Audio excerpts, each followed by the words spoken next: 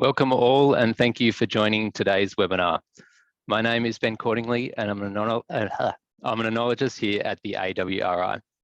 In the spirit of reconciliation, the AWRI acknowledges the traditional custodians of country throughout Australia and their connections to land, sea, and community. We pay our respects to their elders past, present, and future, and we extend that respect to all Aboriginal and Torres Strait Islander peoples today. In this session, we will have an overview of the 2022 National Vintage Report.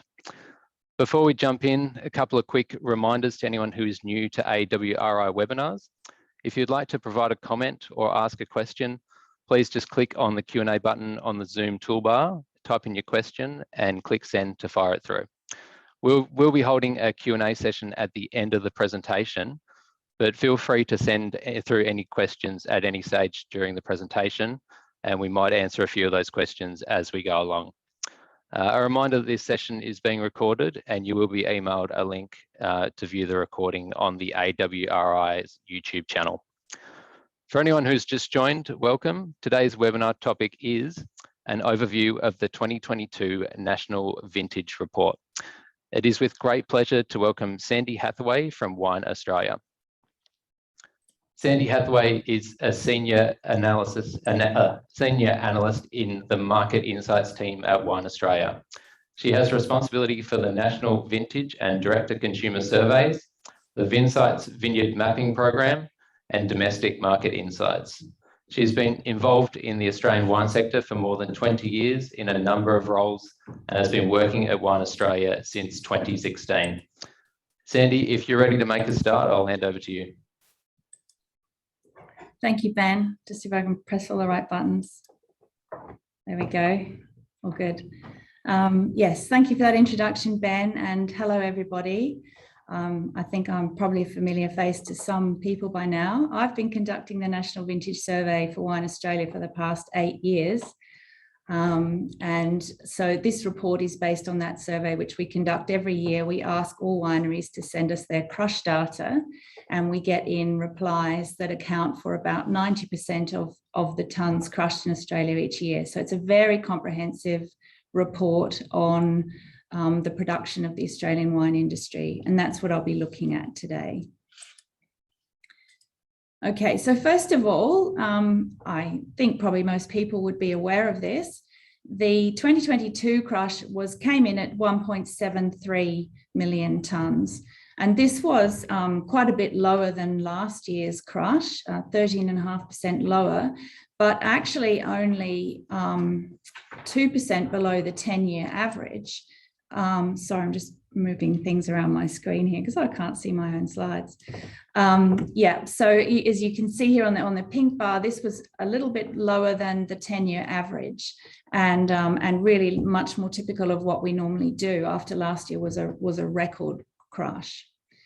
There was a lot of speculation beforehand about what would happen with some tonnes, whether they were unwanted. We have no real way of knowing whether grapes that weren't crushed were actually produced and then dropped on the ground, or whether they simply weren't produced. But we don't think that there was a large influence of grapes being harvested on the ground this year. It was mainly seasonal influences. We know there were some hailstorms. We know there was a lot of heavy rain, especially on the East Coast. And then there's also a natural reduction in crush after a very big year, the year before, with a lot of the vines. Vintage did have a number of issues. I mean, following the tariffs from China and then the shipping issues, there were some capacity limitations which made it quite difficult for wineries to get the wine into tanks. Looking across the country, South Australia made up 51% of the crush, but actually had the biggest decrease, down by 15%. And in fact, that crush was very much in line with its 10-year average. Similarly with Victoria, New South Wales was down 14%, and it was actually 11% below its average. So that's probably partly that rain effect there. And then by contrast, in WA, their crush increased, which in turn meant their share increased. One thing we do know is that, I mean, this is a voluntary survey. So if we get a better response one year than the previous year, then it will look like the crush has increased. And that, I think, was partly the case in Western Australia, where we've really got a very good response this year. And that accounts for part of the increase in tonnes. When you look at where the contribution comes from, the three big regions, Riverland, Riverina, and Murray-Darling Swan Hill, or in fact on this slide I've got the whole zones in there, they account for 73% of the total crush by volume, and everywhere else accounts for the other 27%, Riverland being the largest region in its own right. Now, what I'm going to do here is just take a little bit of a snapshot look at some of the regions, just to show you a bit of the variation that occurred across them. These snapshots are taken directly from our vintage survey dashboard, which I hope perhaps you've come across. If you haven't, I'll show you a link at the end. This dashboard has all of the vintage survey data in it, right back to 2015, and then in fact back to 2008 for purchase data. So it's a really great way of looking at your region or a particular variety or the crush over time, anything you really want to know. So here's a region, this is Margaret River. You can see again, against the overall trend, their crush was up this year, and their variety profile is interestingly the top two varieties both being white, which is not typical again of Australia as a whole, where you would see, where you would expect to see Shiraz, Chardonnay, Cabernet, Merlot as the top four. And the average value across the whole region also increased by 8% in this case. So that's one from WA. And then what we've got here is the Clare Valley. This one also increased, in fact, up by 32%, and it was the only region in South Australia of the major regions to increase in crush size this year. And you can also see, looking at this chart over time, that the average value has generally been increasing significantly and went up again this year. Their variety profile also a little unusual in having that big contribution of a white variety, the Riesling. And the next one here is Rutherglen.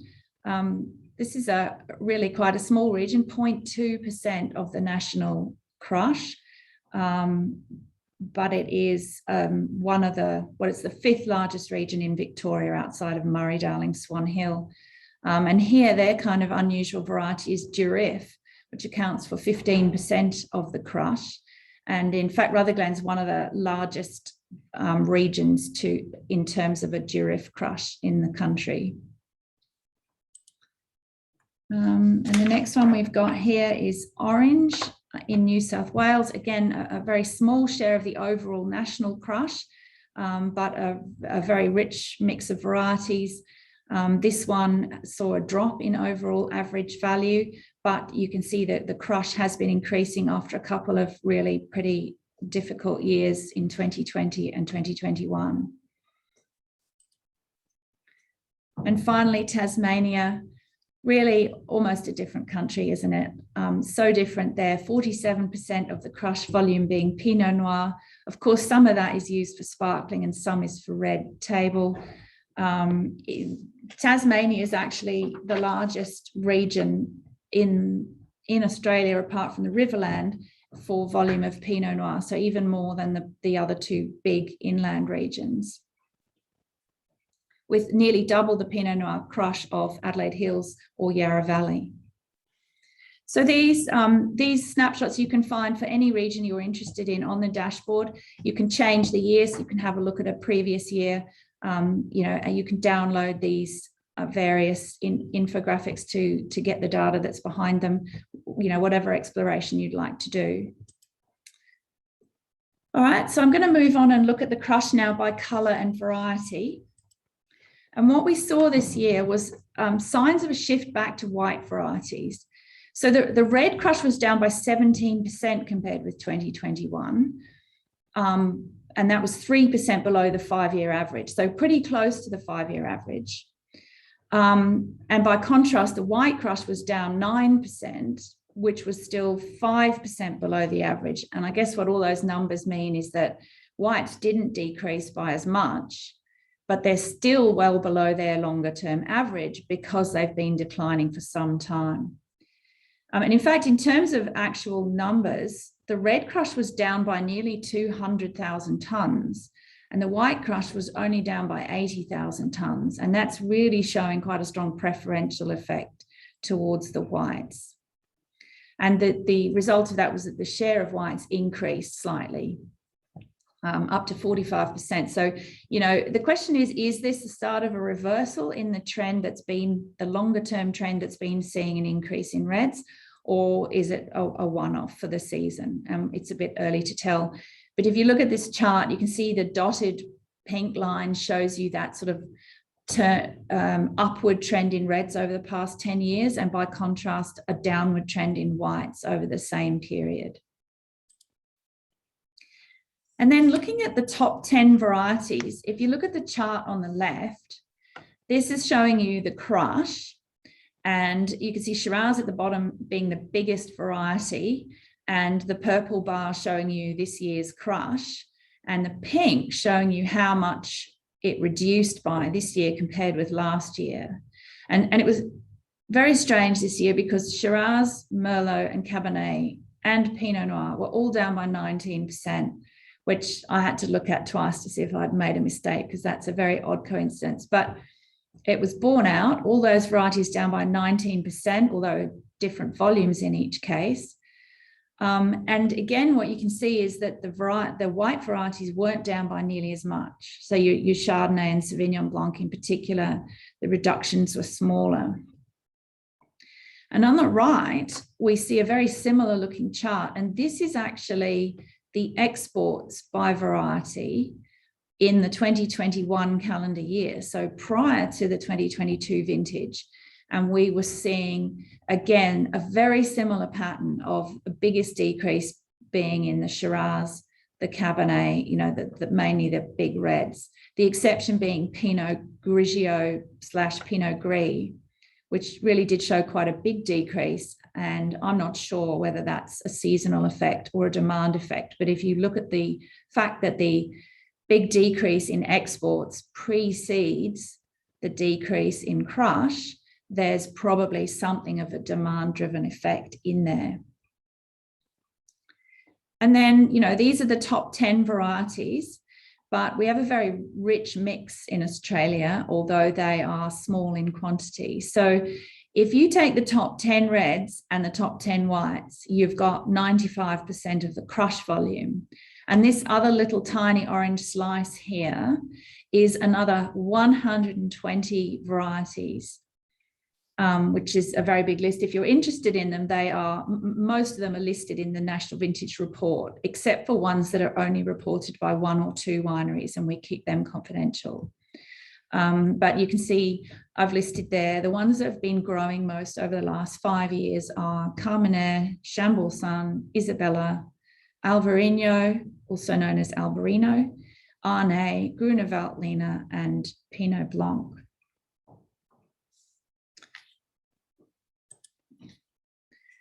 Okay, not getting any questions yet, Ben.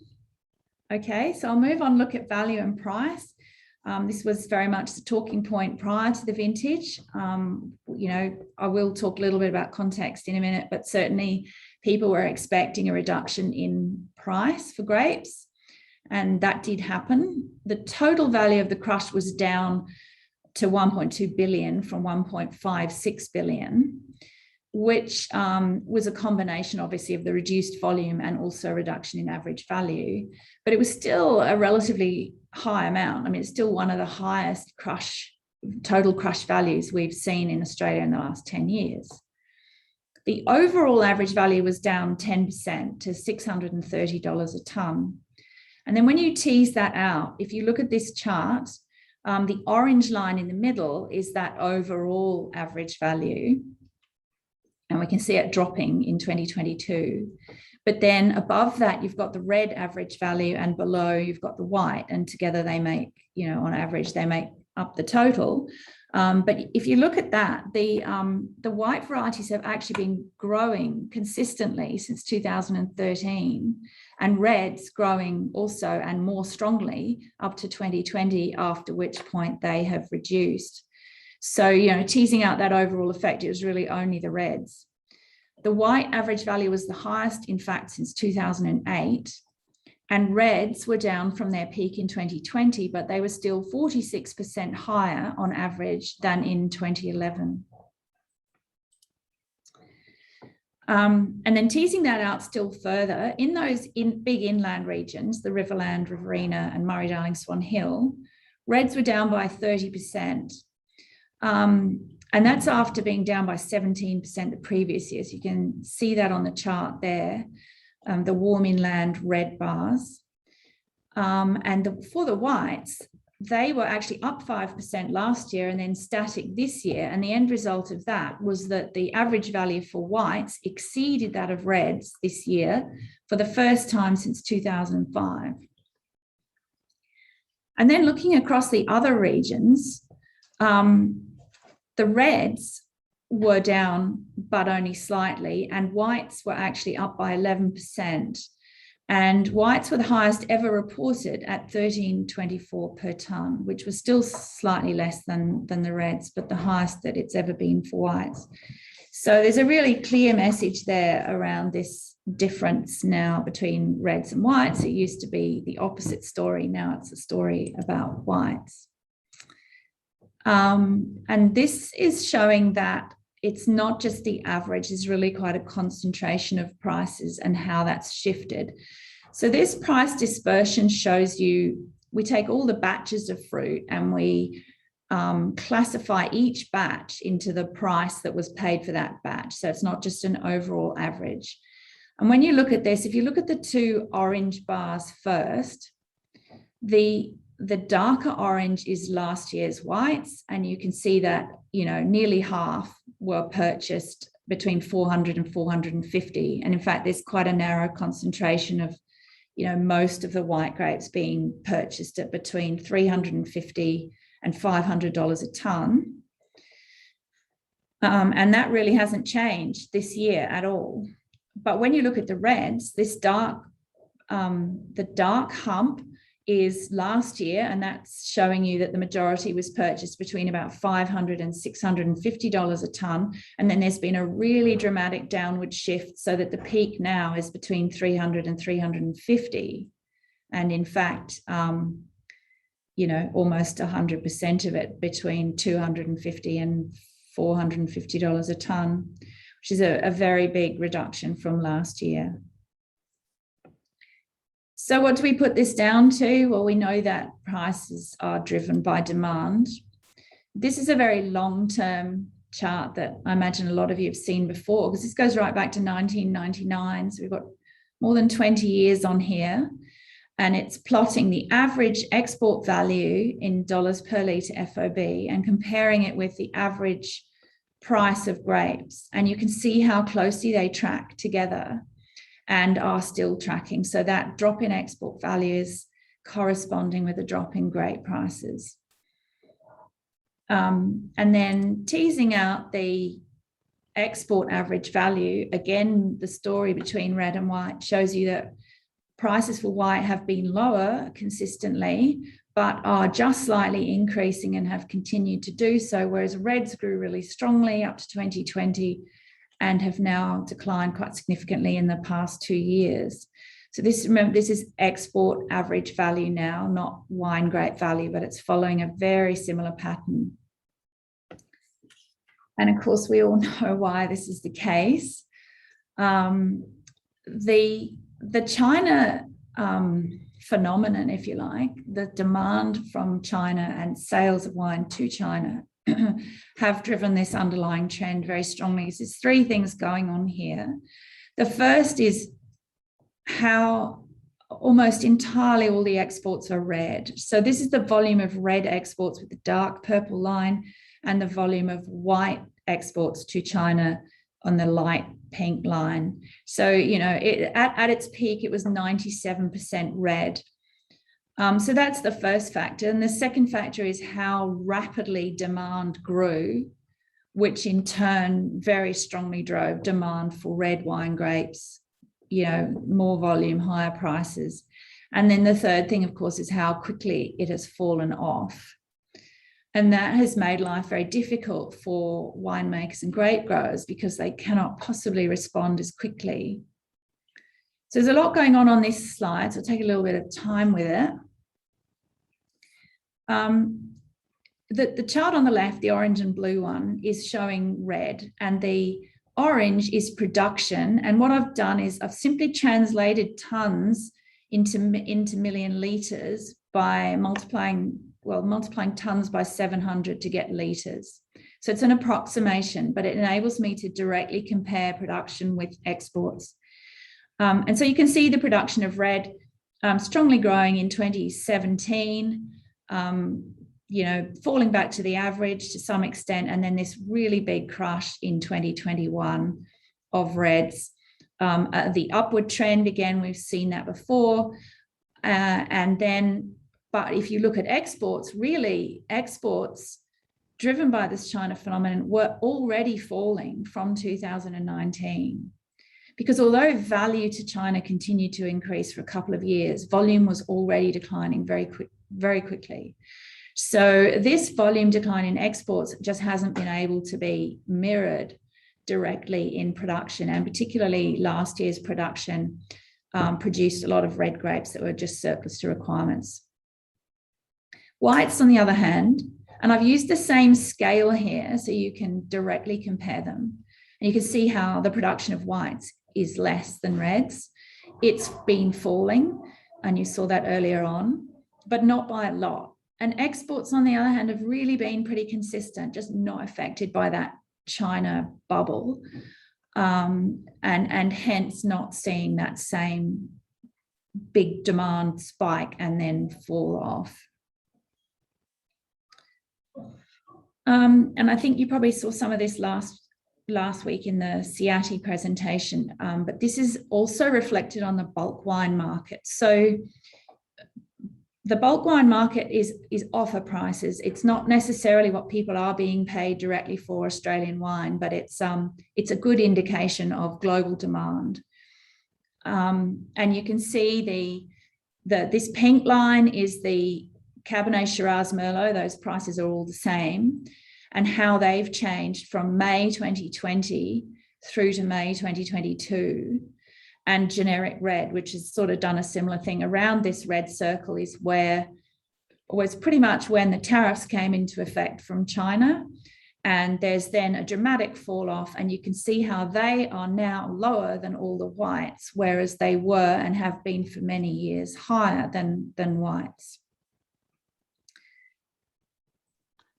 Sandy, we just had a question come through from Simone, who's asked, how small does the 2023 size crush realistically need to be, taking into account the lack of tank space, etc., to make the wine industry viable for most to continue on in the short term?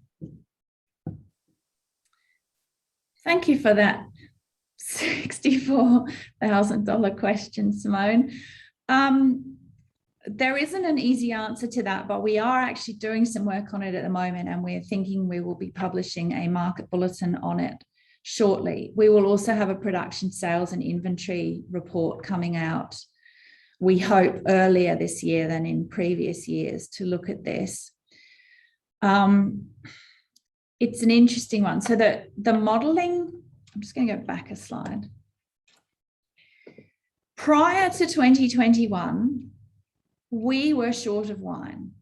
With that strong China demand and the short vintage in 2020, we were short of wine and we were drawing down stocks. And this is all done through modelling and surveys, so it's not like we can actually physically go and count every litre of wine that is held by wineries in tanks and bottles and barrels, but we do some modelling on this, and we do surveys of the large wineries, and our estimate is that stocks were falling quite dramatically by 2020. So in 2021, we added a lot back to stock.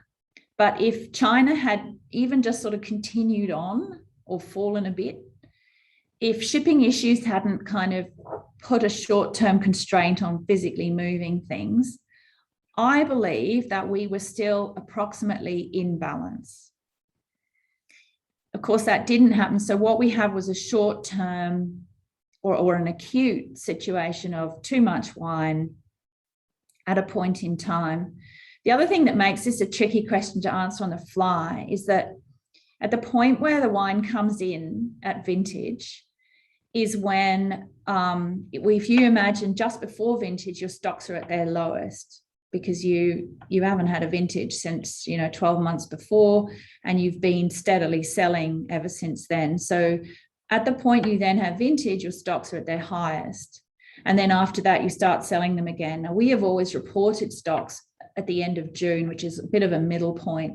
So it's a little bit difficult to reconcile a kind of stable stock position at the 30th of June with what was happening immediately after vintage, when, yes, in vintage 2022, any amount sort of added to a limited tank capacity. So any amount sort of was an issue, if you like, in the short term.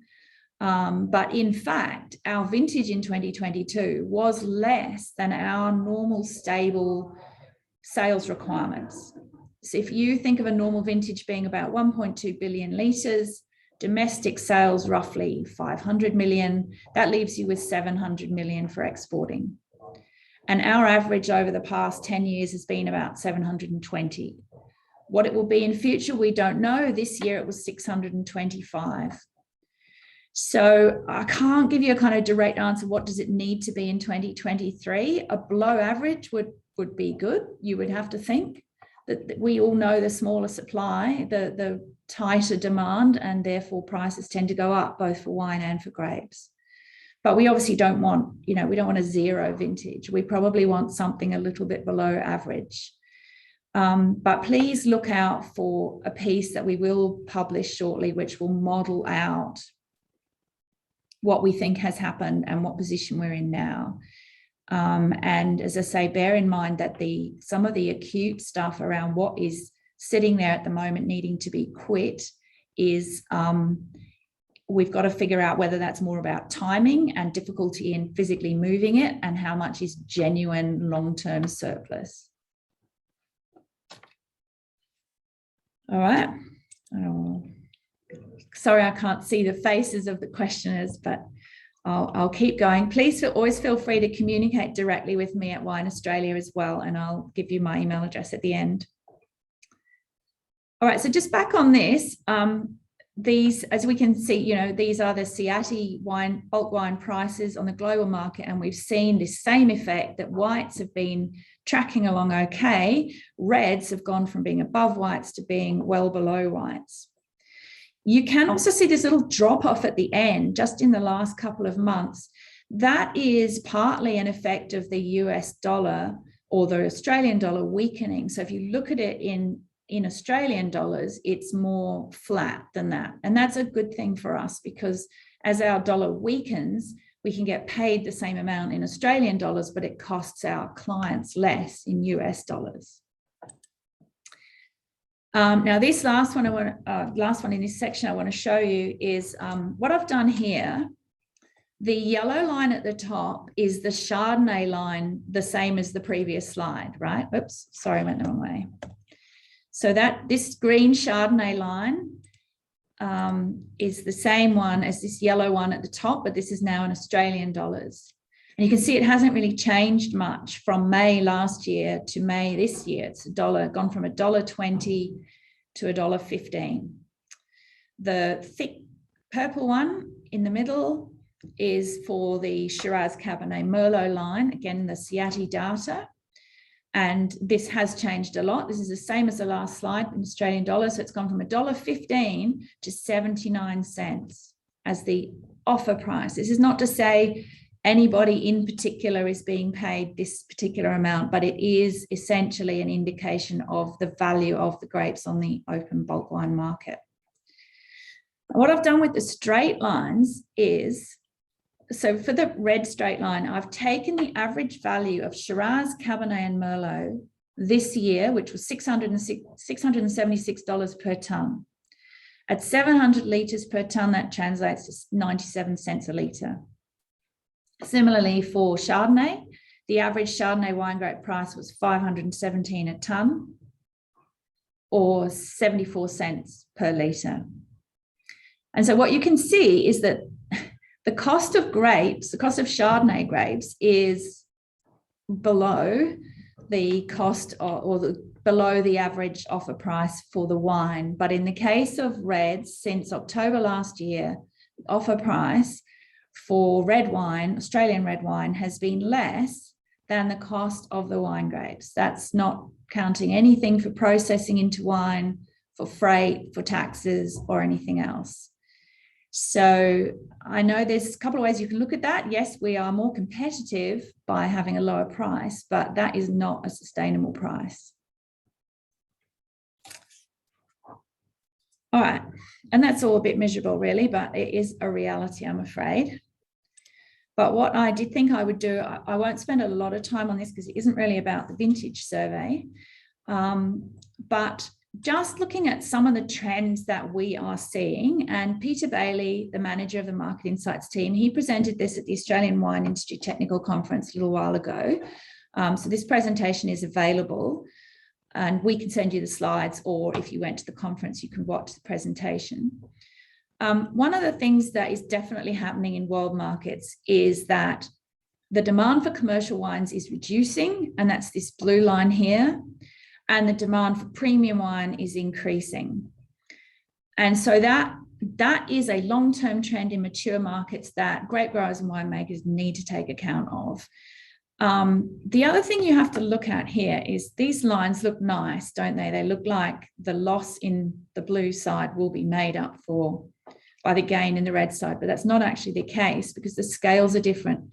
So the blue on the left is going to lose about 300 million litres, will have lost about 300 million litres between 2017 and 2026, according to IWSR. And the red, the premium, will have gained about 60 million litres. So there is a significant net loss in volume in global still wine sales predicted to occur, again, between now and 2026.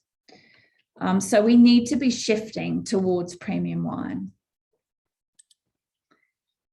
Another thing we're noticing is that sparkling wine is really picking up in popularity. It's a small share of the market.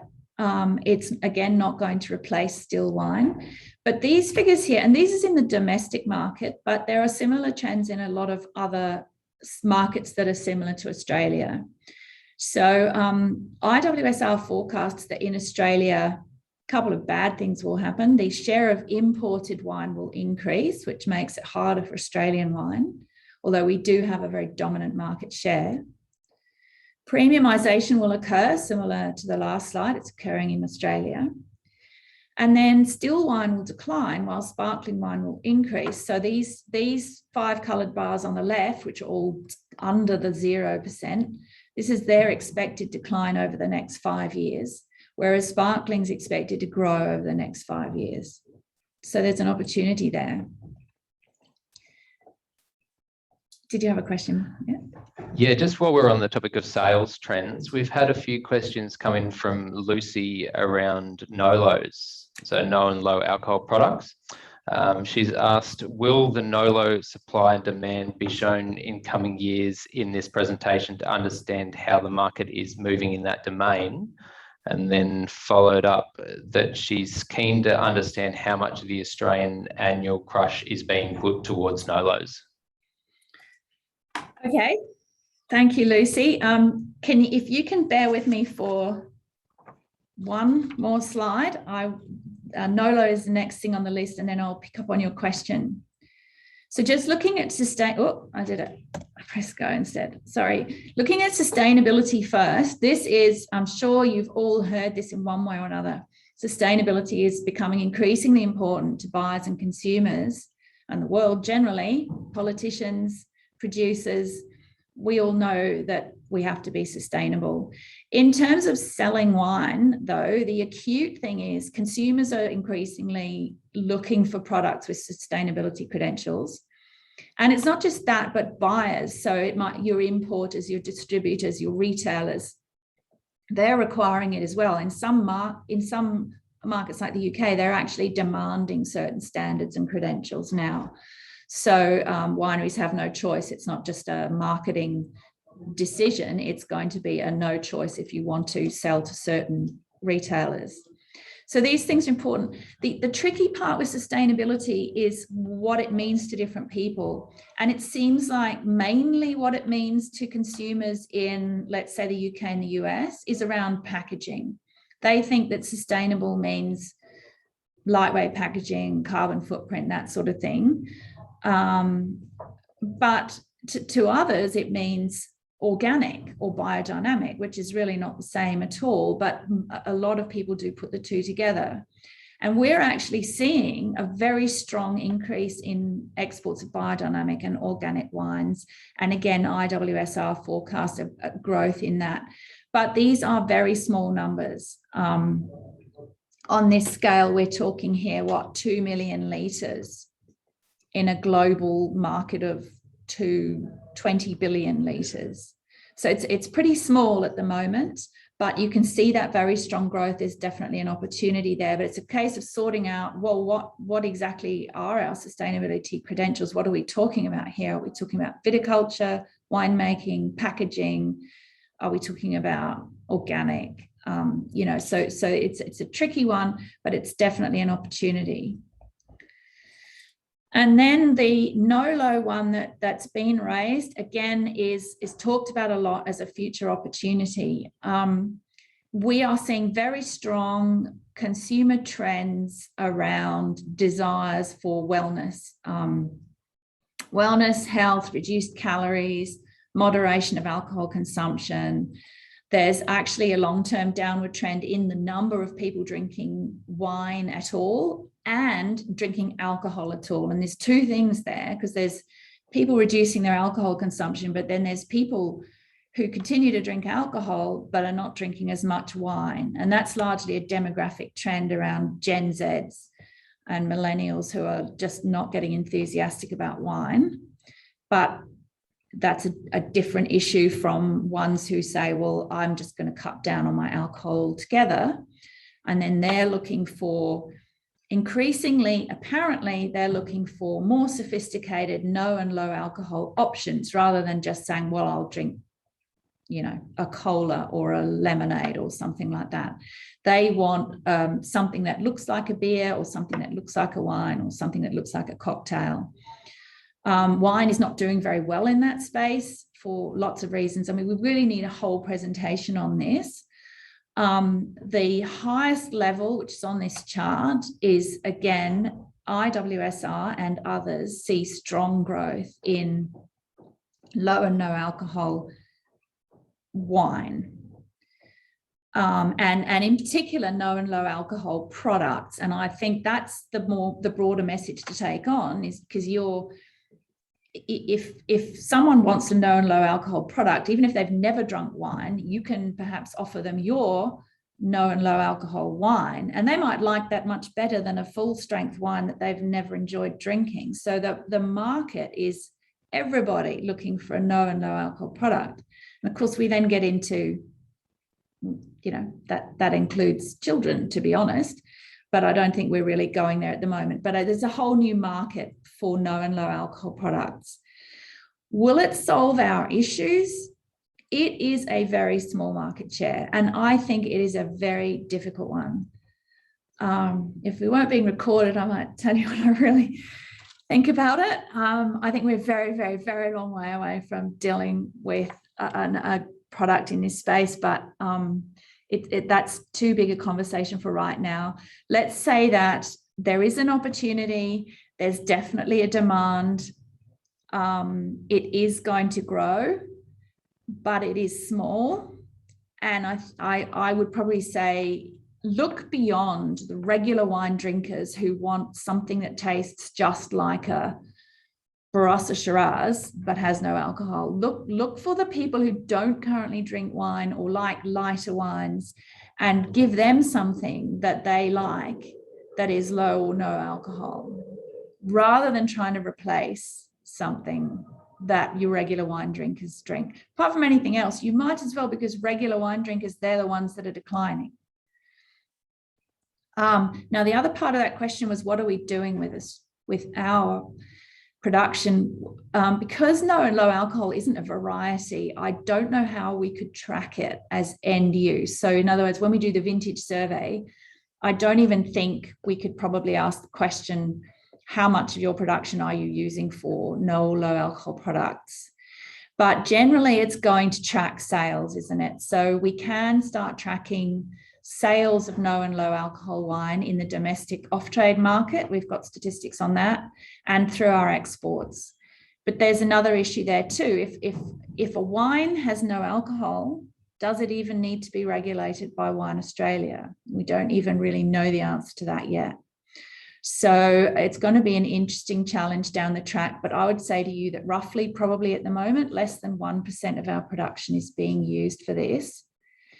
But it's definitely an opportunity. And again, if you think about commercial regions where the grapes are cheaper because it's expensive making low and low alcohol wine, but you can't necessarily charge a premium for it, I think there's a good opportunity there. All right, so that is actually the last of my slides, and I hope I've addressed Lucy's question. So before we go to any more questions, I'll just finish by saying, please do look at our interactive insights dashboards. The picture here is showing you the export dashboard, but underneath is the vintage survey dashboard. As I said, you get all the data on there, and then you can look at the export dashboard and line them up. You can also email us, the Market Insights team, market.insights@wineaustralia.com. And with any follow-up questions you've got from today, you can direct it to me, or just in general, any questions that you have.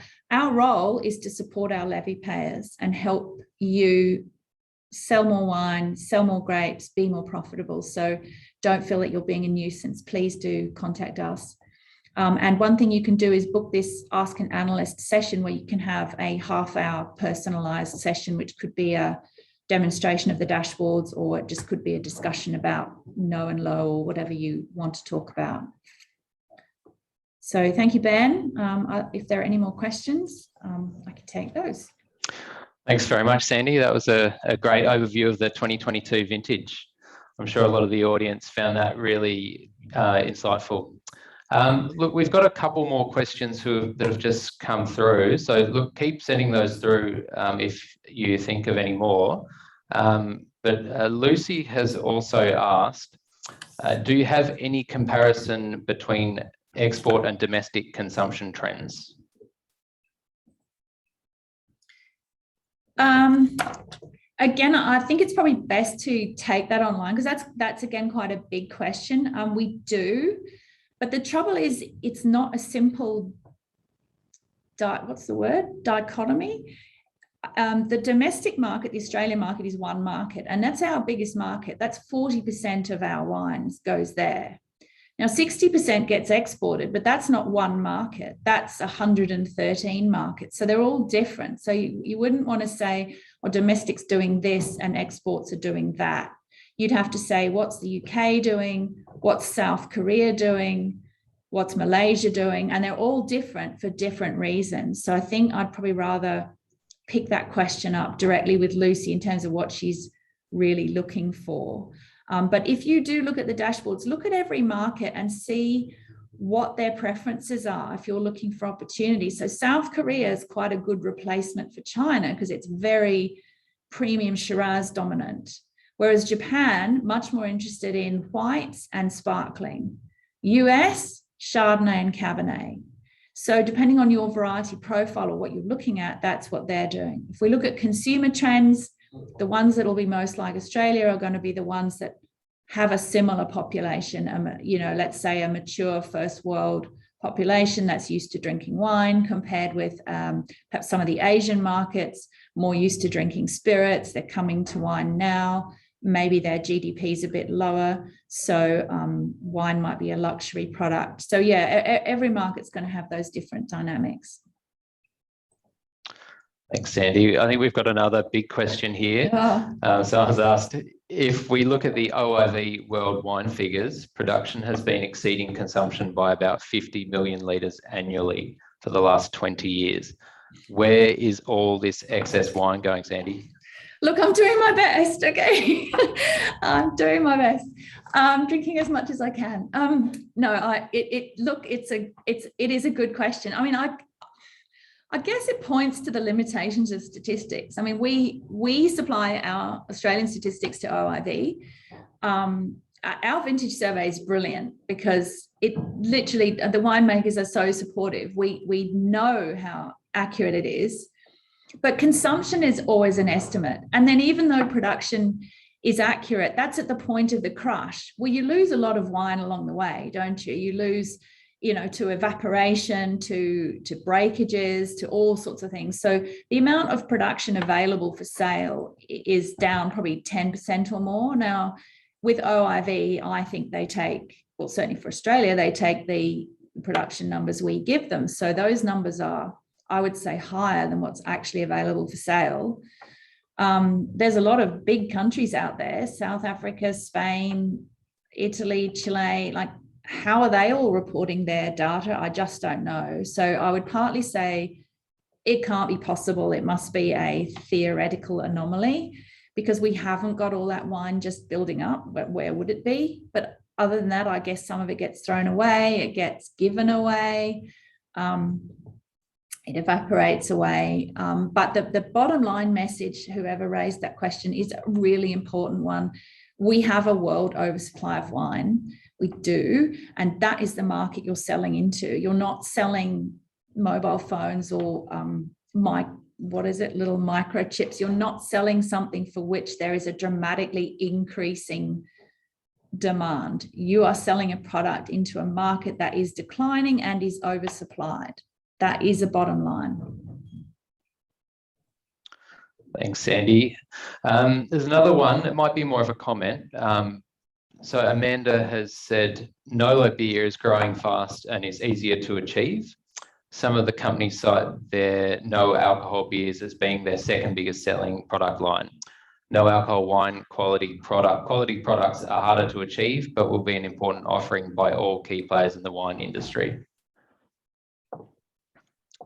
Thank you, Amanda. Yeah, I agree. Beer are the market leader in no alcohol products, which makes it even harder for us, doesn't it? Because on a full strength product, I think we can easily compete with beer. I mean, some people prefer beer, some people prefer wine. But then when you look at the no and low product, beer has a distinct advantage. They are further down the track in creating a product that is acceptable to drinkers of full strength beer than we are. So we are going to find it harder to compete with them in that space. And apparently no alcohol gins and the like, which I have not tried, but apparently they're also pretty realistic, if I can use that term. But I agree with you, Amanda, probably most wineries are going to need to put something like that in their portfolio because of this overall trend and expectation, same as they are going to have to look at sustainability.